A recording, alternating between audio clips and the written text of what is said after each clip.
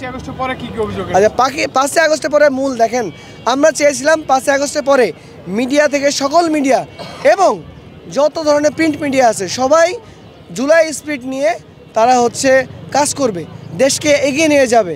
কারণ আমাদের দেশের মানুষ একটা রিসোর্স। তো কি হলো, প্রথম হলো সেই তাদের এই জুলাই স্পিরিটকে ধারণ না করে তারা তাদের ন্যারেটিভ ফ্যাসিস্টকে ফিরে আসার জন্য তারা সেইভাবেই সংবাদ প্রচার করতে লাগলো। যেমন ধরেন আপনার সাম্প্রদায়িক উস্কানি, তারপরে হচ্ছে হিন্দুদের মন্দিরে হচ্ছে আগুন, এইসব বিভিন্ন নিউজ করতে লাগলো।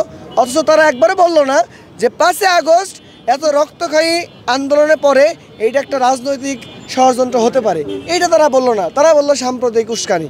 এইভাবেই তারা উস্কানি দিয়ে এরকম ন্যারেটিভ তৈরি করে হচ্ছে প্রথম হলো আজকে বাংলাদেশকে ইন্ডিয়ার নিয়ন্ত্রণে নিয়ে আসতে যাচ্ছে। আপনাদের কোনো রাজনৈতিক ব্যানার আসছে না, আমাদের এখানে রাজনৈতিক কোনো ব্যানারের না, আমরা অরাজনৈতিকভাবে এখানে আসছি। কথা হলো এখানে এই যে প্ল্যাটফর্ম, এই প্ল্যাটফর্মে সবাই আসতে পারবে। এই প্ল্যাটফর্মে কারোর জন্য বাইন্ডিংস নাই। শ্রম, কুলি মজুর, চাকরিজীবী, শিক্ষিত অশিক্ষিত সবাই এখানে আসতে পারবে। আচ্ছা, গতকালকে থেকে একটি বিষয় আসলে দেখছিলাম, আপনার এখানে নামাজ পড়ছে, এই ভিডিওগুলো সোশ্যাল মিডিয়ায় ইতিমধ্যে অনেক ভাইরাল। আবার অনেকে প্রশ্ন তুলছে যে পাশে মসজিদ, আপনার এখানে মসজিদে নামাজ পড়ছেন, এই বিষয়টি আসলে না, জামাত এখানে হচ্ছে কি, জামাত করতে পারে এবং এটা আমাদের হচ্ছে আন্দোলনের একটা অংশ। নামাজ হচ্ছে করতে পারে। যেমন আমি আপনাকে বলি, শহীদ জুলাই আন্দোলন যখন আমরা গেছি, আমরা বলছি না যে শহীদ হয়েছি।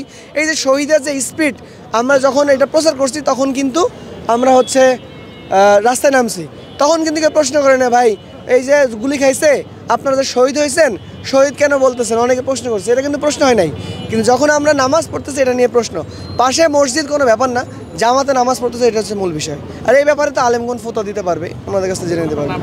আমার নাম ইঞ্জিনিয়ার সোহেল রানা। ওকে ভাই।